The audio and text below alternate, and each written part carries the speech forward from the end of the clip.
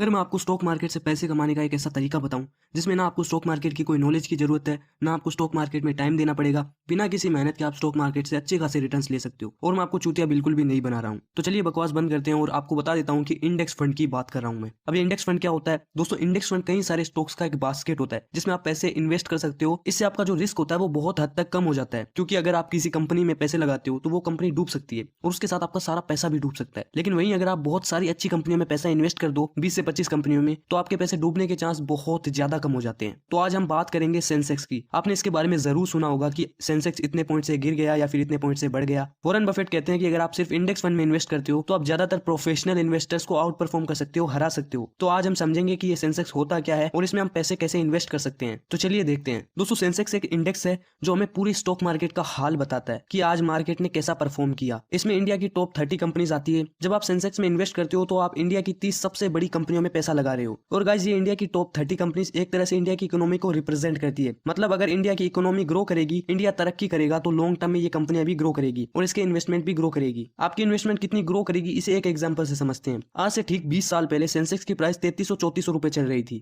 और आज सेंसेक्स की प्राइस आपको पता है कितनी है? 62,000 रुपए। मतलब आपका पैसा बिना किसी मेहनत के 18.5 गुना हो चुका है। यानी अगर आपने 3 लाख रुपए इन्वेस्ट किए होते तो वो आज 55 लाख रुपए बन चुके होते। 20 साल पहले अगर आपने इन्वेस्ट किया होता तो आपका पैसा हर साल लगभग डबल हो रहा होता। वहीं अगर आप एफडी करवाते तो आपको लगभग 10-11 साल लगते पैसों को डबल करने में। यहाँ पे आप हर साल डबल कर सकते थे। तो एज एन इन्वेस्टमेंट ऑप्शन देखें तो ये एक बहुत ही अच्छा ऑप्शन है। अब दोस्तों, जो सबसे बड़ा दिमाग में सवाल आता है वो ये है कि क्या यहाँ पर पैसा डूब सकता है? तो जी हाँ दोस्तों, यहाँ पर पैसा डूब सकता है, लेकिन शॉर्ट टर्म में। मतलब अगर आपने 1-2 साल के लिए इन्वेस्ट करना है तो आपको एफडी करवा लेनी चाहिए। यहाँ पर इन्वेस्ट नहीं करना चाहिए, क्योंकि शॉर्ट टर्म में ये बहुत ही ज्यादा रिस्की होता है। यहाँ पर आपका पैसा 50-60% से भी डूब सकता है, वो भी 1 साल के अंदर अंदर। ऐसा हो सकता है कि आपने आज इन्वेस्ट किया और अगले ही साल ये 50% से आपका पैसा डूब जाए। तो इसकी कोई गारंटी नहीं है कि शॉर्ट टर्म में आपको अच्छे रिटर्न्स मिले। अगर आपको इसमें लॉस होता है और आप अपने शेयर्स को बेच देते हो तभी आपका पैसा डूबता है। अगर आप इन्वेस्टेड रहोगे तो आपका पैसा लॉन्ग टर्म में ग्रो ही करने वाला है। कई लोग जब इंडेक्स गिरता है तो ज्यादा खरीदते हैं, क्योंकि उनको पता है कि लॉन्ग टर्म में इंडेक्स ग्रो ही करने वाला है। सो अगर आपको इंडेक्स फंड से अच्छे रिटर्न्स चाहिए तो आपकी गेम लॉन्ग टर्म की होनी चाहिए, शॉर्ट टर्म की नहीं। अब दोस्तों, क्या कुछ ऐसा हो सकता है जिसमें इंडेक्स की सारी कंपनियां डूब जाए? तो ऐसा होना लगभग नामुमकिन है दोस्तों। ऐसा तभी हो सकता है जब इंडिया की पूरी इकोनॉमी खत्म हो जाए या फिर पूरी दुनिया ही खत्म हो जाए, तभी ऐसा हो सकता है, वरना ऐसा कुछ नहीं हो सकता। और गाइस, सेंसेक्स की शुरुआत 1986 में हुई थी